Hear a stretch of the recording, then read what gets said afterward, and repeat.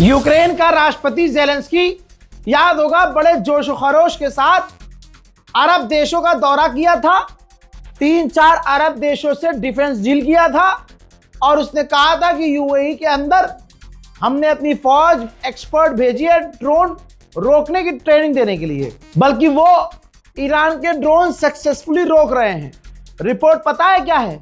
UAE खुश नहीं है, क्योंकि जिस जगह पर यूक्रेन के सैनिक तैनात होकर ईरान के ड्रोन रोक रहे थे, ईरान ने वहीं ड्रोन हमला कर दिया और वो लोग रोक नहीं पाए। यहां तक कि आपको कल पता चल चुका है कि गल्फ में ही एक यूक्रेन का कमांडर ईरान के ड्रोन्स को रोकने के लिए जो लगा हुआ था अपनी टीम के साथ, ईरान ने अपने ड्रोन हमले में उसे ही निपटा दिया, जिसके बाद यूएई हिल गया है और यूएई को रिग्रेट हो रहा है कि भैया हमने किन्हें बुला लिया कबाड़ियों को। ये अंदर खाने बात चल रही है। यूएई खुश नहीं है यूक्रेन से। उधर भारत के फादरलैंड वालों का, जी हाँ, तस्वीर देखिए, हाल ये है। ये देखिए दोस्तों, कितना पनौती है भारत का वो फादरलैंड वाला कि ये अनभक्त साला जिसका सपोर्ट कर देते हैं उनका पूरा करियर खराब हो जाता है, बेड़ा गर्क हो जाता है। अल्लाह अकबर, अल्लाह अकबर। आप सोचिए हालत क्या हुई है, कितना बुरा हाल हुआ है। तस्वीर देखिए, ये इजराइल है।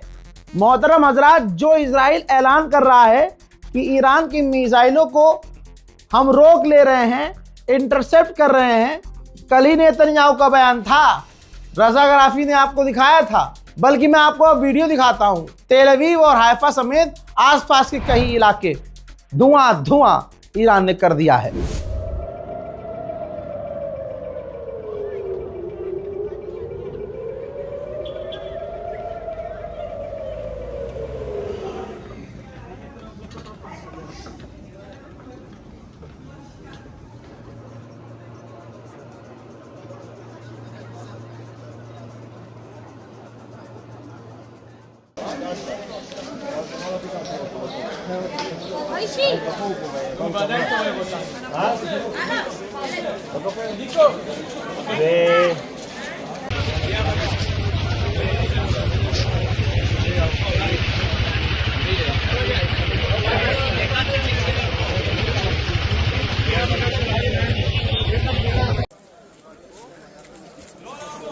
אוי, הקפה, הלך הקפה.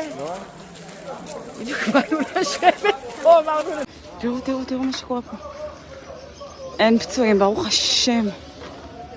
אני לא מאמין, הדבר הזה קרה הרגע. פשוט בניין קרס. כל השפיץ שלו, יש שם משהו שתקוע.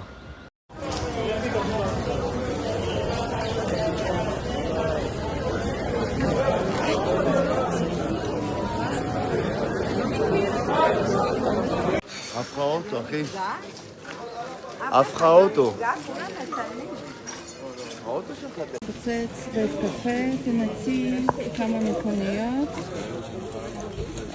זה נפל ככה. זה שוב אזור איפה שנפל במלחמה הקודמת. יש מלא זכוכית.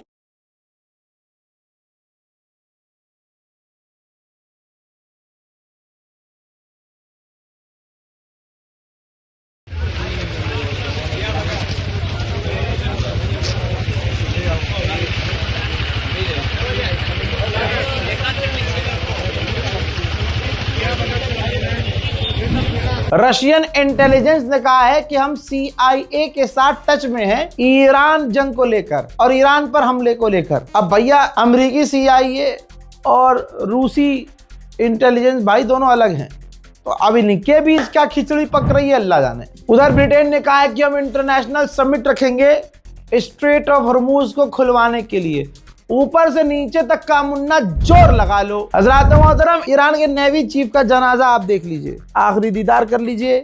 ये वही ईरान के नेवी चीफ का जनाजा है जिन्होंने अकेले अपने दम पर एक एक बयान के ऊपर कायम रहकर अमेरिका इजराइल की नींद उड़ा रखी थी।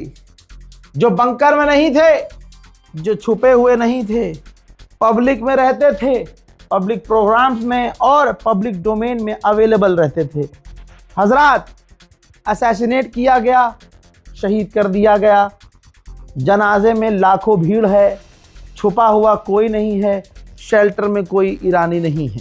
हालांकि इस शहादत को एक्सेप्ट करने में ईरान को 3 दिन लगे, लेकिन अब दुनिया के सामने ये तस्वीर आ गई है। यूएई ने कहा कि हमने ईरान की 5 मिसाइल और 35 ड्रोन रोके हैं, और फिर आप देखेंगे 2-4 घंटे के बाद खबर आएगी कि नहीं 1-2 मिसाइलें गिरी हैं। तो अरब देश ये जो स्टेटमेंट और डेटा शेयर कर रहे हैं हम मीडिया वालों के लिए, ये ज़्यादातर फर्जी हैं। हजरात, IRGC ने ऐलान किया है कि हमने 89th यानी 1 कम 90 बार वाला हमला किया है, यानी 89th टाइम हमला था ये। और इस हमले की खासियत ये थी जो IRGC ने बताई कि इस बार जो हमने मिसाइलें दागी हैं वो अलग थी, वो अब और एडवांस थी।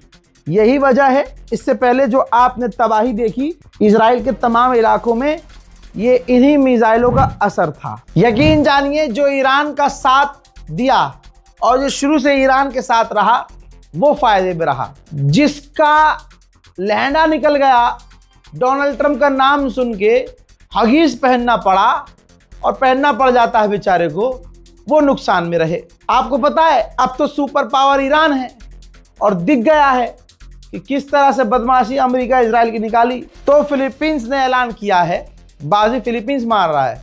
फिलीपींस ने कहा कि हम ईरान के साथ अपने रिश्ते मजबूत करेंगे और कॉर्पोरेशन बढ़ाएंगे, साथ काम करेंगे, ट्रेड करेंगे, बिजनेस करेंगे, मौज करेंगे। अरे लाला, बदमाश बन गया भाई ईरान, तो डॉन है भैया। देखिए फिलीपींस कितना चालाक है, उसने देखा भाई साहब अब तो ईरान का नाम चलेगा, पहले डील कर लो, पहले ही बात कर दो, पहले ऐलान कर लो। उधर रोमानिया का बेड़ा गर्क हो गया है। रोमानिया ने पूरी तरह से डिक्लेयर कर दिया है 3 महीने फ्यूल मार्केट क्राइसिस का, कि भैया 3 महीने तक फ्यूल मार्केट जो है क्राइसिस सामना करना पड़ेगा। मार्केट में फ्यूल नहीं है, हालात खराब होंगे। भाई टैक्स तो फ्यूल से हटा दिया है बेचारों ने, लेकिन एक्सपोर्ट करना, फ्यूल एक्सपोर्ट करना बंद कर दिया है और अपने मुल्क के लोगों के लिए बचाना शुरू कर दिया है। उधर रशिया ने फर्टिलाइजर एक्सपोर्ट करना जैसे ही बंद किया, अमेरिकी किसान पिसने लगे।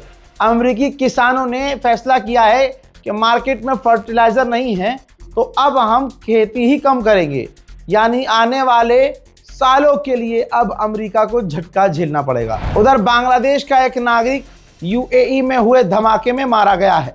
ईरान की मिसाइल को रोकने की कोशिश की यूएई ने, वो डायरेक्शन से हट गई क्योंकि भाई वहां हमला कर दिया मिसाइल के ऊपर, रॉकेट को रोकने की कोशिश की। अब रॉकेट का टुकड़ा आकर जैसे ही गिरा, जिसकी चपेट में बांग्लादेश का एक युवक आया और मारा गया। आ गए औकात पे, आ गए ना। कल तक नेतन्याहू कह रहा था कि उनका यूरेनियम खत्म हो चुका है, उनकी ताकत खत्म हो चुकी है, अब उनका मिसाइल प्रोग्राम हमारे लिए खतरा नहीं है, हमारे अस्तित्व के लिए खतरा नहीं है। खतरा है लेकिन अस्तित्व के लिए हमारे खतरा नहीं है, हमारे लिए बहुत बड़ा खतरा नहीं है। अब तमाम ये बातें कर रहा था। और आपको पता है ये जो सीज फायर की बातें, ये जंगबंदी की बातें हो रही, वो इसलिए क्योंकि अमेरिका इजराइल को ईरान ने बहुत पीट दिया, मुझसे ज्यादा। तो इधर विदेश मंत्री सच बोल गया। विदेश मंत्री ने कहा कि हम ये नहीं कह सकते कि ईरान के साथ ये हमारी आखिरी जंग है, हो सकता है हमारी जंग आगे भी हो इनके साथ। अब आ गया खेल समझ में। तो ईरान क्यों नहीं बनाएगा भाई मिसाइल? किस मुंह से ये कह सकते हैं कि ईरान मिसाइल ना बनाए, जब तुम पहले ही ऐलान कर रहे हो कि दोबारा जंग हो सकती है? तो ईरान अरब देशों की तरह चूड़ी पहन के तादा थैया करेगा? तेहरान में पुरानी पहले जमाने की जो अमेरिका की एम्बेसी जो खाली पड़ी थी, तस्वीर देखिए भाई, उस पर इजराइल ने हमला कर दिया, ये सोच के कि भाई ईरान यहाँ पर कुछ छुपा के रखा होगा। अमेरिकी एम्बेसी है, जब शाह के ज़माने में हुआ करती थी, ठीक। तो आप देखिए कि वो पूरी एम्बेसी, पूर्व अमेरिकी एम्बेसी तेहरान में उड़ा दी है इजराइल ने। उधर मेरे दोस्तों, इजराइल के अंदर 6286 लोग घायल हैं और अभी भी घायलों की संख्या बढ़ सकती है। उधर इजराइल ने किया ऐलान कि हमने सीनियर कुछ फोर्स के कमांडर को कत्ल कर दिया है। और मैं आपको हैंड टू हैंड बता रहा हूं कि मेरे पास सोर्स का नाम नहीं बता सकता हूं, लेकिन हाँ ये खबर कंफर्म आ रही है। यानी इजराइल का गोल क्लियर है और वो रोज किसी न किसी ईरान के टॉप ऑफिशियल को असैसिनेट कर रहा है, ढूंढकर कत्ल कर रहा है। उधर अमेरिका की हालत इतनी खराब है कि ये रिपोर्ट देख लीजिए, अमेरिकी पेंटागन ने अपनी देश की कंपनियों को आदेश दिया, हुक्म दिया है कि हथियार और इंटरसेप्टर बनाने में तेजी दिखाओ और जल्दी बनाओ। अब आइए, ब्रिटेन की औकात बार बार दिखा रहा हूं और ईरान से कह रहा हूं ध्यान दीजिए, जैसे आपने ध्यान दिया ही है और ध्यान दीजिए। ये देखिए, ब्रिटेन के एयरबेस पर अमेरिका के A-10 वॉरथॉग खौफनाक फाइटर जेट जो ईरान पर हमला करने के लिए नजर आते हैं, वो ब्रिटेन के बेस पर तैनात है। और इसी बेस से ब्रिटेन के, ये देख लीजिए, B-52 बॉम्बर जो परमाणु बॉम्बर हैं, समझ रहे हैं, ये उड़ान भर रहे हैं यहाँ से और ईरान पर जाकर खौफनाक बमबारी करके वापस आते हैं। उधर ईरान ने और 65 लोगों को किया है गिरफ्तार जो अमेरिका और मूसाद के लिए कर रहे थे काम। हजरात मोहतरम, फिलहाल की इस रिपोर्ट में इतना ही। जल्दी जल्दी से इस रिपोर्ट को शेयर कीजिए, दुआ में याद रखिए। जय हिंद।